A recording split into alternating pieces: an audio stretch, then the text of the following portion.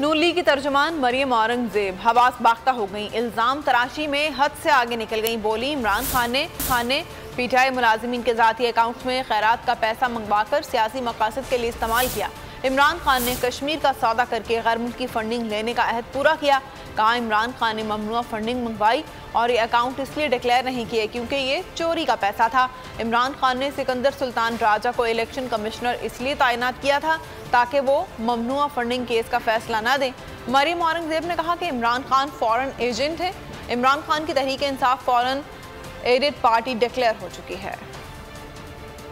मुलाजिम जो पाकिस्तान तहरीक इंसाफ के सेक्रेटेरिएट के मुलाजमीन थे, आप उनके ज़ाती अकाउंट्स के अंदर पैसा मंगवा कर वो आप वसूल करते रहे। आपने अपने अकाउंट्स जिसके ज़रिए आप फॉरेन फंडिंग और ममनुआ फंडिंग मंगाते रहे, आपने उन अकाउंट्स को डिक्लेयर नहीं किया क्योंकि वो चोरी का पैसा था।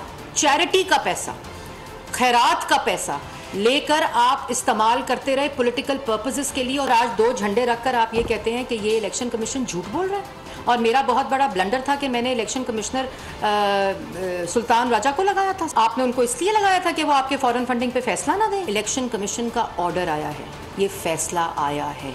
इमरान खान साहब जो हैं वो फॉरेन एजेंट हैं।